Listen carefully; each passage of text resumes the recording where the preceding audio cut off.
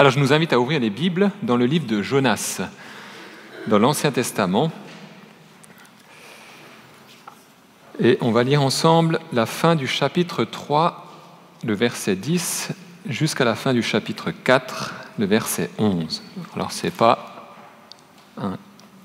très long, mais on va lire ces douzaines de versets. Dieu vit ce qu'il faisait. Donc Dieu parle de Ninive à ce moment précis. Dieu vit ce qu'il faisait. Il vit qu'ils renonçaient à leur mauvaise conduite. Alors Dieu regretta le mal dont il les avait menacés et ne le fit pas.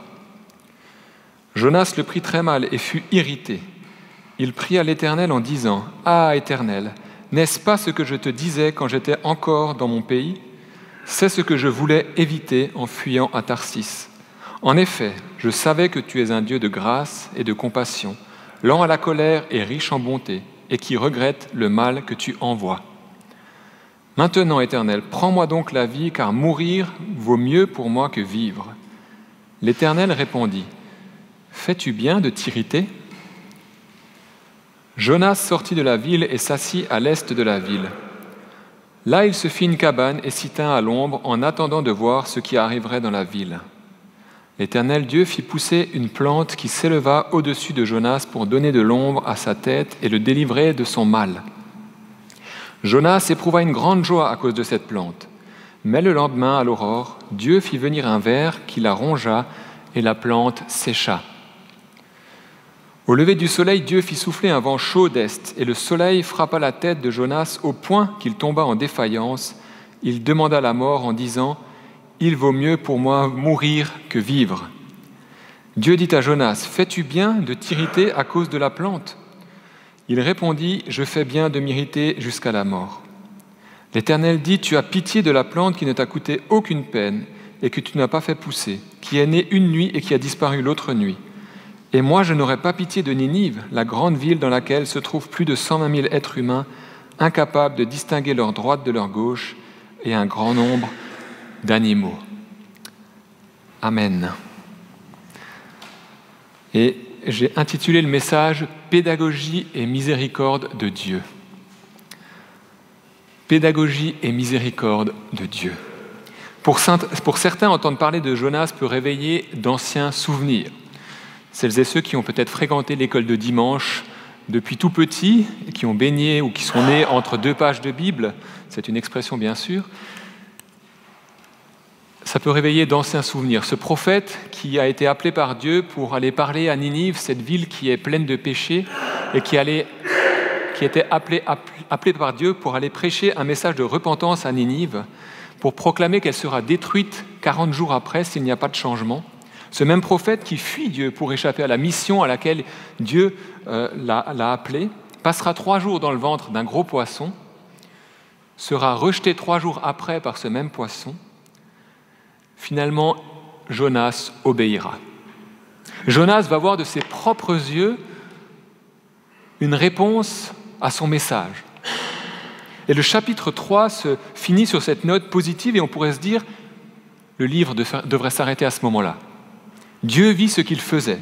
Il vit qu'ils renonçaient à leur mauvaise conduite, alors Dieu regretta le mal dont il les avait menacés et ne le fit pas. Amen, gloire à Dieu. On peut passer au livre suivant. Quelle joie, non ? 120 000 personnes qui sont repentants, qui se convertissent, en tout cas qui changent d'attitude envers Dieu et qui ne veulent plus faire le mal. N'importe quel chrétien se réjouirait de voir 120 000 personnes, 120 000 personnes qui remplissent les 2 stades de Coppet, ou 3, il y en a. N'est-ce pas merveilleux ? Et l'assemblée crie en liesse, Amen, Alléluia. 120 000 hommes. Jonas ne réagit pas de cette manière. Il entre dans une violente colère. Il désire la mort plutôt que de voir une ville entière épargnée par la miséricorde de Dieu. Vous voyez le contraste ? Et la première chose que j'aimerais soulever, c'est la colère de Jonas. Alors il faut replacer l'histoire dans son contexte géographique, historique. pour essayer de comprendre pourquoi Jonas réagit de cette manière. À cette époque, une nation puissante règne, l'Assyrie, la Néo-Assyrie. Elle est au port d'Israël et elle occupe déjà certains territoires. Elle fait peser sur Israël déjà un lourd fardeau. Sa domination prend toujours plus d'ampleur et la brutalité, la cruauté de cette nation est déjà bien connue. Ils ne font pas forcément, comme on pourrait dire, ils ne font pas de quartier lorsqu'ils partent en guerre. Alors on pourrait comprendre que ce devait être dur pour le peuple d'Israël, pour Jonas, de vivre à côté d'un peuple tel que celui-ci, et que, somme toute, le châtiment est bien mérité. Oui, non ? Pourtant, la cruauté et la brutalité d'un peuple ne justifient en rien ce manque de grâce. Jésus lui-même s'est laissé conduire tel une brebis qu'on conduit à l'abattoir sans rien dire. Alors l'idée n'est pas d'accepter toutes sortes d'abus. Sous couvert d'amour et de bienveillance, il est nécessaire de se protéger face à l'abus. Il y a aussi des attitudes que la Bible met clairement en relief et pointe du doigt. Donc mon propos n'est pas là ce matin. Mais il y a un écart majeur entre la miséricorde dont Dieu fait preuve à l'égard de Ninive et des Ninivites, et on voit aussi qu'il épargne les animaux, et l'attitude de Jonas qui désire que Dieu fasse miséricorde à son peuple d'Israël, le peuple élu, et qu'il châtie les autres nations. Alors à cette époque, le peuple d'Israël, dont Jonas fait partie, a légèrement perdu de vue ce pourquoi aussi il a été appelé. Genèse 12:3, la promesse que Dieu fait à Abraham dit que le peuple sera une bénédiction parmi les nations. Ce qui englobe aussi les Assyriens. Ce qui englobe aussi nos propres ennemis, on pourrait dire aujourd'hui. Nous sommes appelés à être une bénédiction pour celles et ceux qui nous entourent. Et Jonas se met en colère pour cela, parce qu'il ne comprend pas pourquoi un autre peuple devrait obtenir la miséricorde de Dieu. Et Jonas démontre une attitude contradictoire et on pourrait dire égoïste. Je relis les versets 1 à 3. Jonas le prit très mal et fut irrité. Il pria l'Éternel en disant « Ah, Éternel, n'est-ce pas ce que je disais quand j'étais encore dans mon pays ? C'est ce que je voulais éviter en fuyant à Tarsis. En effet, je savais que tu es un Dieu de grâce, de compassion, lent à la colère, riche en bonté et qui regrette le mal que tu envoies. Maintenant, Éternel, prends-moi donc la vie, car mourir vaut mieux pour moi que vivre. » En d'autres termes, Jonas est en train d'expliquer à Dieu ce qu'il aurait dû faire. Je t'avais dit qu'il changerait d'attitude. Je le savais que tu es un Dieu de compassion. Je le savais qu'ils allaient se repentir, que tu les épargnerais. Alors pourquoi tu m'as envoyé là-bas ? Je t'avais prévenu, tu n'aurais pas dû. Ensuite, alors même qu'il reconnaît et connaît la miséricorde divine, il le dit, je savais que tu es un Dieu de grâce, de compassion. Il ne veut pas que Dieu fasse preuve de cette grâce et de cette compassion vis-à-vis de la Syrie. Quelle contradiction! Et on pourrait dire que nous aussi, nous savons des fois bien des choses sur Dieu, sur la manière dont nous sommes encouragés à réagir, mais que les actes ne suivent pas forcément toujours. Je me prêche à moi-même en premier. Pour Jonas et le peuple d'Israël, la Syrie ne mérite tout simplement pas la faveur divine, ils ne sont pas assez bien pour cela. Et Jonas entre en contradiction avec le caractère même de Dieu finalement. Dieu, ce Dieu miséricordieux, ce Dieu plein de grâce, Dieu ne va pas voir la même chose que Jonas. Et on va voir que dans tout ce texte et dans tout le livre de Jonas, finalement, Dieu amène Jonas à comprendre que Dieu a un plan beaucoup plus large encore, qu'il désire faire miséricorde de manière plus large. La colère de Jonas met en relief la manière dont nous-mêmes nous réagissons avec nos ennemis, quand Dieu les bénit. Je me disais, quand Dieu fait preuve de miséricorde envers nos ennemis, alors la Bible dit clairement que Dieu fait pleuvoir sur les bons et les méchants. On est d'accord.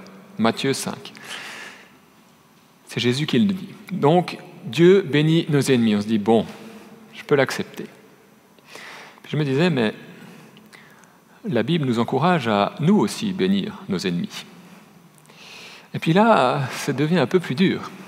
En tout cas pour moi, je ne sais pas si vous êtes pareil que moi, fait de la même pâte que moi, je me rends compte que des fois, ça peut grincer. Je me dis, mais non, je dois bénir, je dois faire miséricorde. Enfin, je ne dois pas, je suis appelé à le faire parce que j'ai un Dieu de miséricorde en moi, j'ai un Dieu de grâce qui vit en moi et je suis appelé à faire de même. Et l'attitude de Jonas fait aussi écho à notre propre compréhension de la miséricorde divine et sur la manière dont Dieu la déverse. Est-ce que je pense qu'il faut avoir tel pédigré pour que Dieu puisse sauver telle ou telle personne? Est-ce que la personne doit avoir fait toute son école de dimanche, avoir fait le catéchisme avant de pouvoir être baptisée? Je vais vous raconter un petit témoignage, je ne l'ai pas marqué. Avant de me faire baptiser, je pensais effectivement que pour me faire baptiser, il fallait que je sois pur, net, propre, sans tache. Vous voyez le problème? Si j'avais attendu et si Dieu ne m'avait pas fait comprendre cela, je serais encore en train d'attendre de me faire baptiser. Ça ne veut pas dire que Dieu tolère le péché. Ça veut dire que Dieu nous appelle à avancer avec lui et fait la différence entre un cœur justement qui est repentant, qui dit « Mais Seigneur, moi j'arrive pas sans toi ». Et un cœur qui dit finalement moi je continue mon petit bonhomme de chemin et je ne désire pas être transformé. Dieu fait la différence. Mais nous sommes appelés à ajuster justement notre manière de concevoir les choses, peut-être certains schémas que nous avons de comment accéder au salut, ou alors que telle ou telle personne n'est pas assez bien pour fréquenter une église, ou je ne sais pas quel schéma nous pouvons avoir. Mais Dieu conduit Jonas à élargir son spectre, à élargir sa compréhension. Nous pouvons, par exemple, je ne dis pas que c'est forcément ce que nous vivons en Église, nous pouvons être affairés à vivre notre foi en Dieu, justement dans le cadre de l'Église. Des amis chrétiens, Dieu nous bénit, prend soin de nous, mais n'y a-t-il pas plus?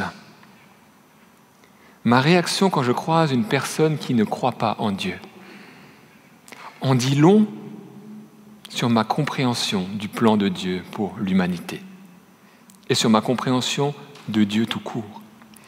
Jean 3,16 nous dit « Dieu a tant aimé le monde qu'il a donné son Fils, son unique, afin que quiconque croit en lui ne périsse pas, mais ait la vie éternelle. » La vision de Dieu, c'est que tout homme, toute femme puisse goûter à sa miséricorde, puisse accepter Jésus comme le Sauveur et Seigneur.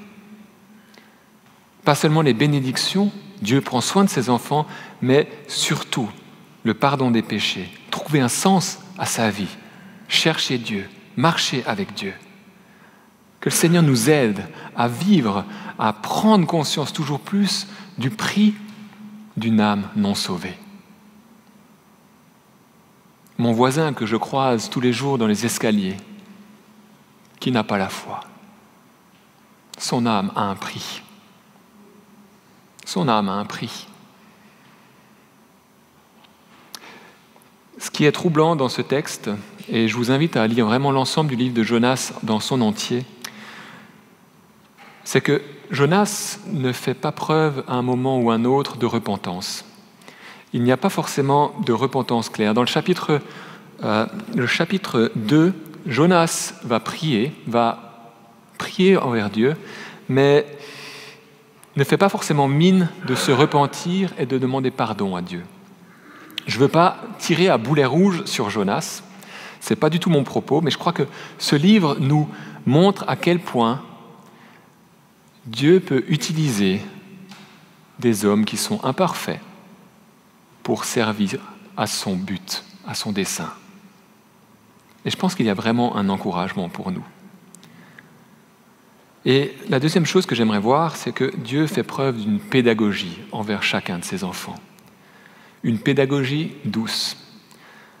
L'ensemble du récit, le chapitre 4, mais aussi les 3 autres avant, souligne la manière dont Dieu prend soin de son prophète. Et souligne aussi la manière dont Dieu prend soin de chacun d'entre nous. Il est le Dieu souverain. Par sa pédagogie et à travers sa souveraineté, Dieu prend soin de nous. Ce Dieu souverain qui est capable d'utiliser les éléments physiques pour apaiser une tempête. Et que ce même Dieu a provoqué la tempête suite à la désobéissance de Jonas et suite à son désir de fuir loin de l'appel de Dieu.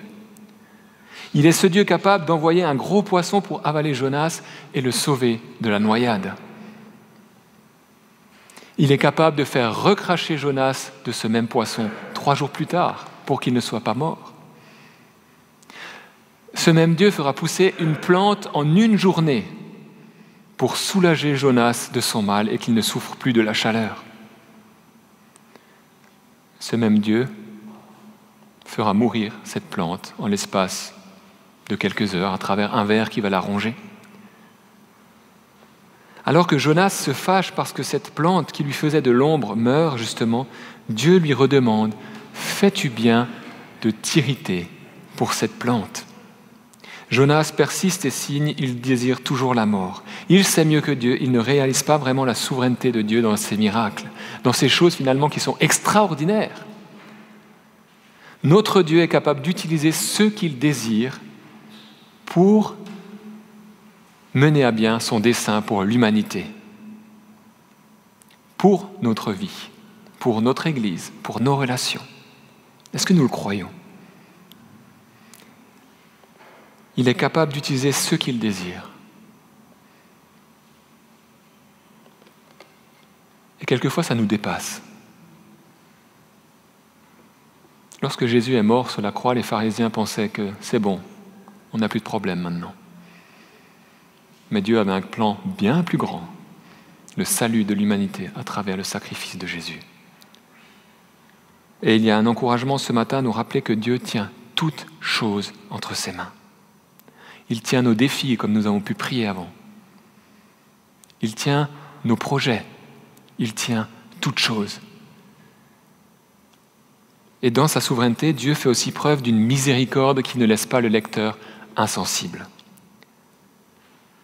Dieu fait preuve de miséricorde envers Jonas, mais aussi envers les marins, pour qui la tempête se calme, mais aussi pour les Assyriens, dont le jugement est ajourné.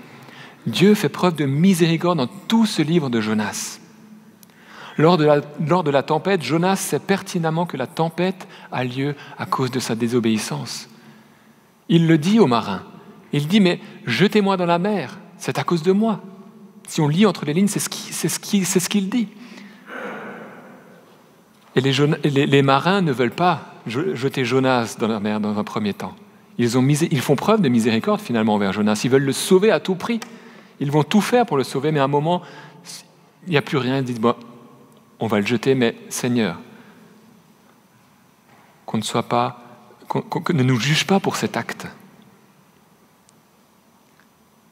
Et après que la tempête se calme, ces marins même offrent un sacrifice en son honneur, en l'honneur de l'Éternel.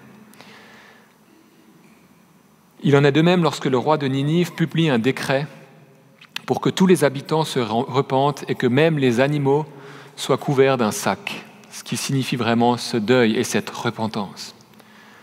Et ce qui est intéressant, c'est que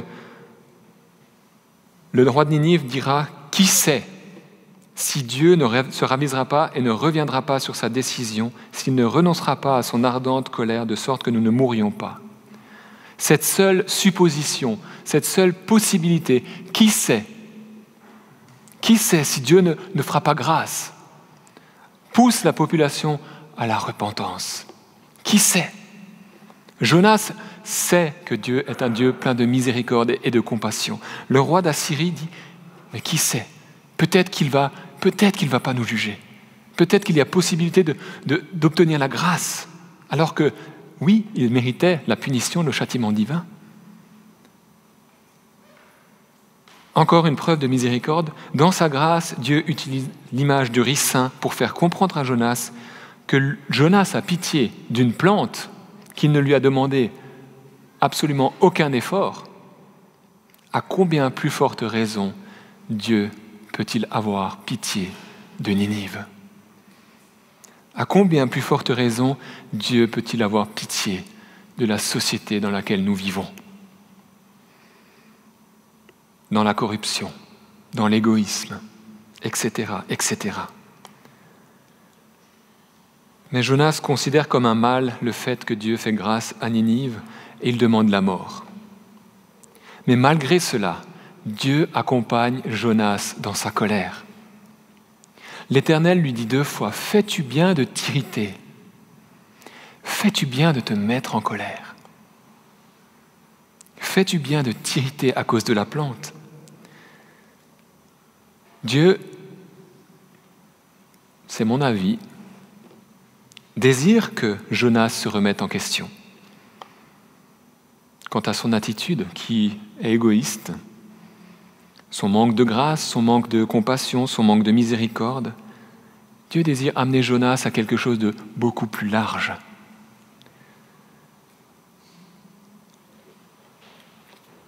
Peut-être que Dieu, ce matin aussi, nous appelle à élargir notre spectre.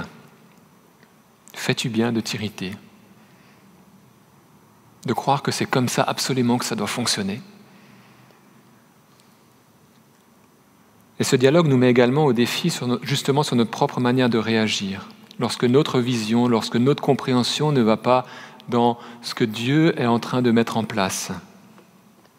Je peux envers et contre tout essayer de faire entrer Dieu dans mon cadre ou admettre que mes pensées ne sont pas les pensées de Dieu.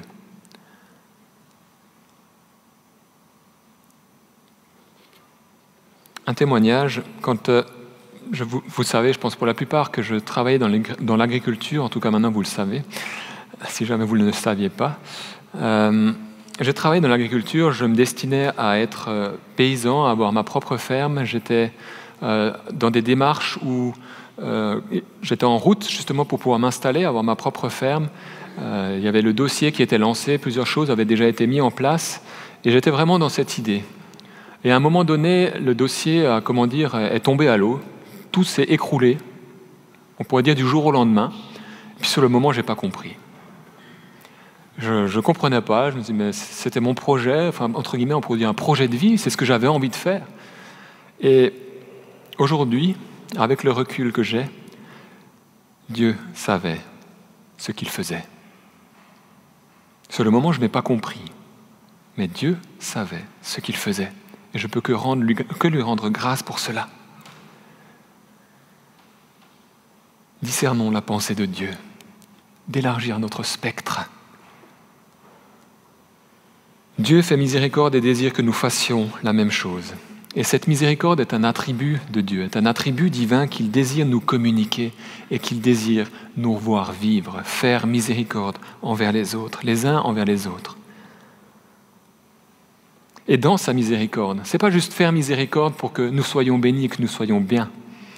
Dans sa miséricorde, Dieu désire que Jonas grandisse, que Jonas évolue dans sa compréhension. Et ce matin, c'est la même chose pour nous. Dans sa miséricorde, Dieu désire que nous comprenions quelque chose de plus grand en lui, que nous grandissions en connaissance, que nous atteignions finalement cette stature parfaite en Christ. Et malgré des réponses qui sont inappropriées de la part de Jonas, malgré sa désobéissance, Dieu ne rejette jamais Jonas. Dieu ne rejette jamais Jonas. Vous pouvez lire les 4 chapitres. Dieu ne rejette jamais Jonas. Et pourtant, il aurait pu envoyer quelqu'un d'autre, de plus compétent, de moins rétif. 1 fois passe encore. 2 fois, mais bon, Jonas, tu n'as pas encore compris. Dieu envoie Jonas à nouveau en mission. Intéressant, hein? Et il en est de même pour nous. Dieu continue de faire avec nous, malgré nos imperfections, malgré nos rebuffades, malgré nos « oui mais non, je ne veux pas ». Dieu désire faire avec chacun d'entre nous et continue à nous former, à nous faire grandir personnellement pour que nous le connaissions toujours plus. Et c'est un réel encouragement de voir que finalement, Jonas n'est pas rejeté par Dieu, que Dieu l'utilise encore, que Dieu va encore l'envoyer en mission. Je me dis, mais waouh, merci Seigneur.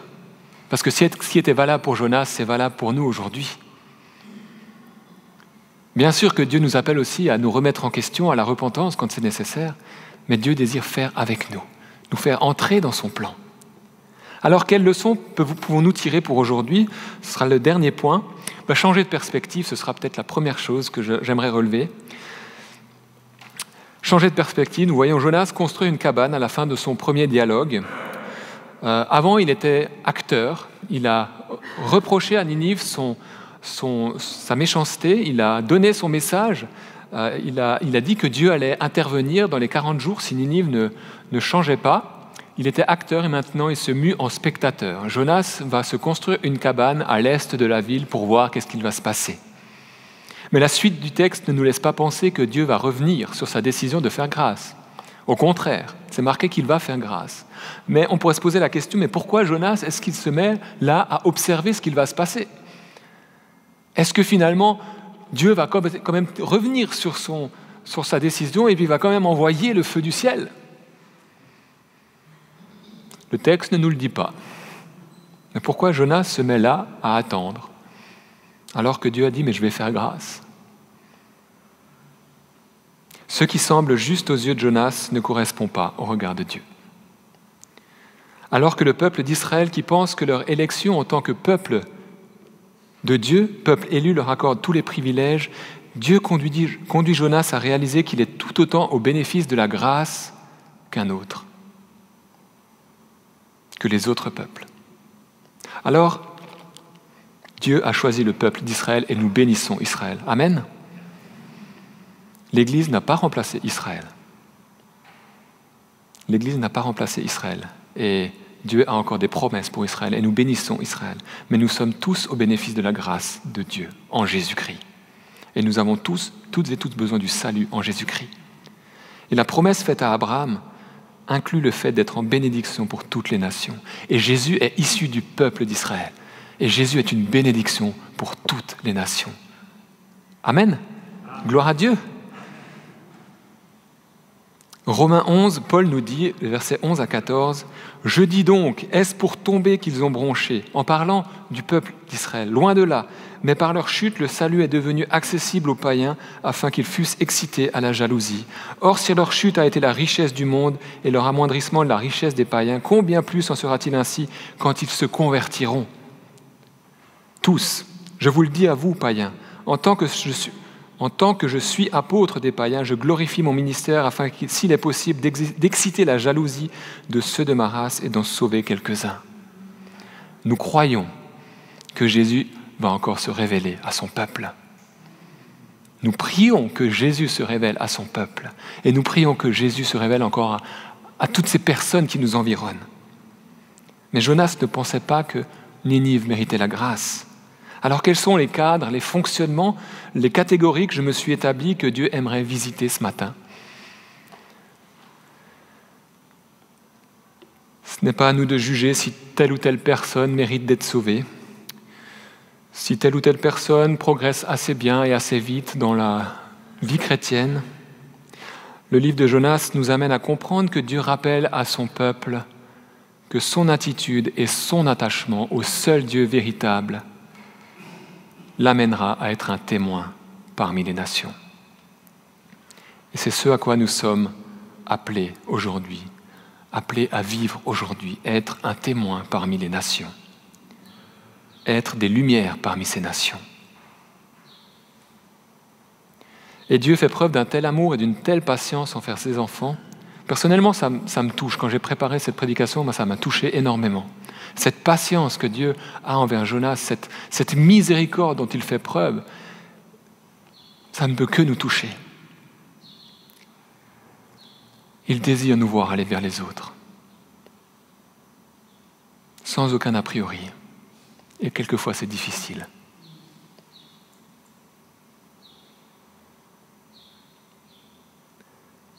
Le cœur de notre appel sur terre est de faire connaître à celles et ceux qui ne le connaissent pas le salut en Jésus-Christ. Alors changer de vision, ou peut-être élargir notre vision.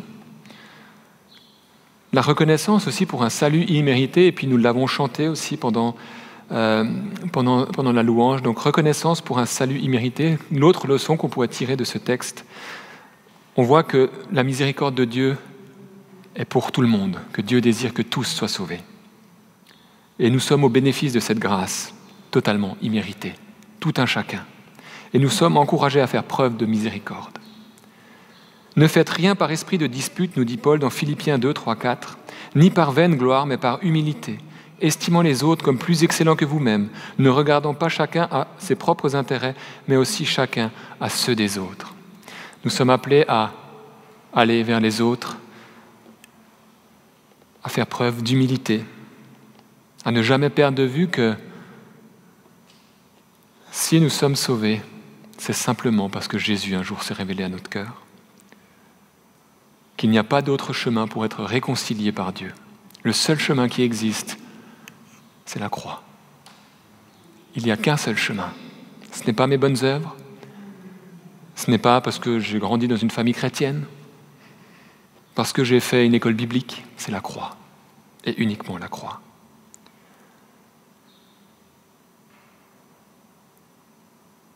Et Jonas était prophète de Dieu, homme de Dieu, utilisé par Dieu, parlant de la part de Dieu. Et pourtant, on voit que Dieu va continuer à le faire grandir. Il va amener Jonas à ouvrir sa perspective, à ouvrir sa vision de qui est réellement Dieu. Et Jonas dit, « Je savais que tu es un Dieu de grâce, de compassion, lent à la colère et riche en bonté, et qui regrette le mal que tu envoies. » Je crois que Dieu désire ce matin que, plus que nous le sachions, que nous le vivions.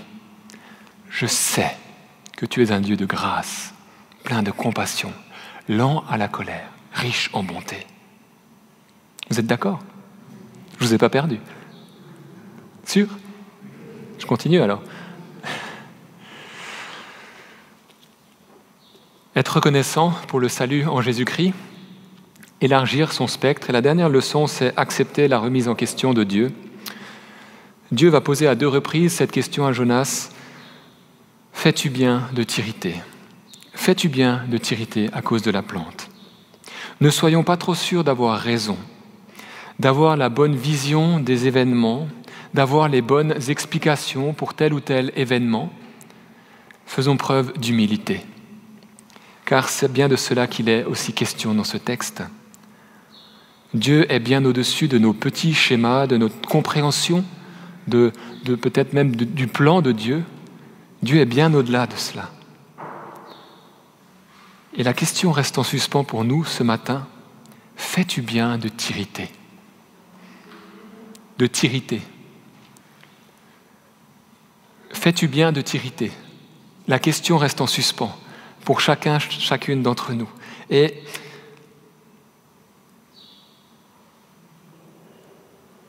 je relis ce verset 10 du chapitre 4. Dieu dit à Jonas, « Tu as pitié de la plante qui ne t'a coûté aucune peine et que tu n'as pas fait pousser, qui est née une nuit et qui a disparu l'autre nuit. Et moi, je n'aurai pas pitié de Ninive, la grande ville dans laquelle se trouvent plus de 120 000 êtres humains incapables de distinguer leur droite de leur gauche et un grand nombre d'animaux. » Et le livre s'arrête ainsi. Jonas ne répond plus.